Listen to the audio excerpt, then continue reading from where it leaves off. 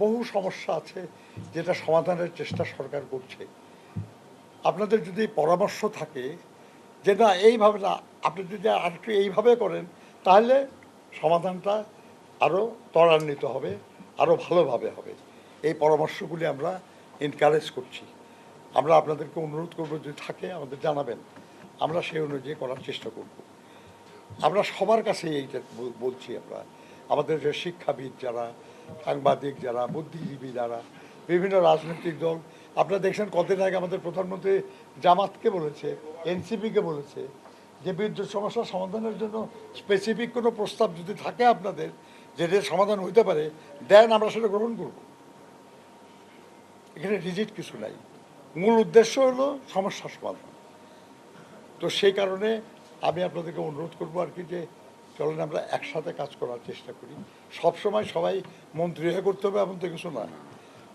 বিএনপির প্রতিষ্ঠা কাল থেকে আমি আছি, একেবারে 78 সালে আমি পার্টির লেবার সেক্রেটারি, এখনো আছি পার্টিতে, আমিও তো মন্ত্রী হয়ে যাই, তাই না? তো কি হলো তাতে? আমার তো কাজের সুযোগ বন্ধ হয়ে যায় নাই। আমি পার্টির নেতা হিসাবে, এবং কোনো পদ না থাকলেও আমার তো বলার সুযোগটা বন্ধ হয়ে যায় না, আমি বলতে পারি, তাই না? বলছি, চেষ্টাও করি, কিন্তু একটু মনে রাখতে হবে আর কি, যে এমনভাবে আমাদের প্রশাসন ধ্বংস করে দেওয়া হয়েছে, পলিউটেড করে দেওয়া হয়েছে, অযোগ্য লোকজনদেরকে রাজনৈতিক কারণে, দলীয় কারণে, এলাকার কারণে বিভিন্ন জায়গায় রাখা হয়েছে, যোগ্য লোকদেরকে বিদায় করে দেওয়া হয়েছে। এই স্ট্রাকচার নিয়ে কাজ করা খুব কঠিন। অর্থনৈতিক অবস্থা কি আপনারা সবাই জানেন। এর মধ্যে যে কাজটা করার চেষ্টা হচ্ছে, এখন জাফর ভাইয়ের মতো মানুষ বেঁচে থাকলে, ওই যে বললাম না যে গিজ গিজ করতে আইডিয়া তার, আমার ধারণা যে তার কাছ থেকে আমরা অনেক আইডিয়া পেতাম যে এটা এইভাবে সমাধান করার জন্য ভালো হয়। উনি নাই, আপনারা আছেন, আপনারা দয়া করে পরামর্শ দেন, আমরা কাজ করব। আমি মনে করি কিছু কিছু রাজনৈতিক দলের কাছ থেকে কিছু বক্তব্য আমরা শুনি টেলিভিশনে, বা আমি তো আমার দেখেও শরীর ভালো না, আমি দেখতেও পারি না, আমাদের ইউটিউবে ওগুলো একটু যে কী কয় আর কি, আমার কাছে খুব বিস্ময়কর মনে হয় যে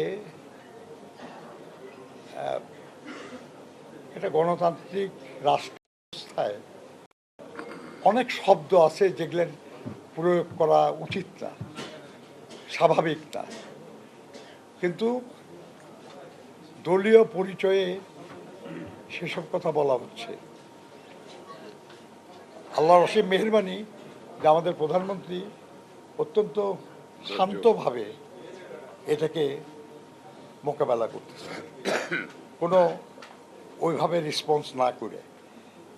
কিন্তু এই ধরনের প্রভোকেশনের পেছনের উদ্দেশ্যটা কি, এটাও আমাদের মাথায় থাকা দরকার।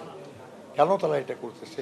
একেবারেই না বুঝে করতেছে নাকি তারা কোনো উদ্দেশ্যে করতেছে, এটা আমাদের চিন্তা করতে হবে।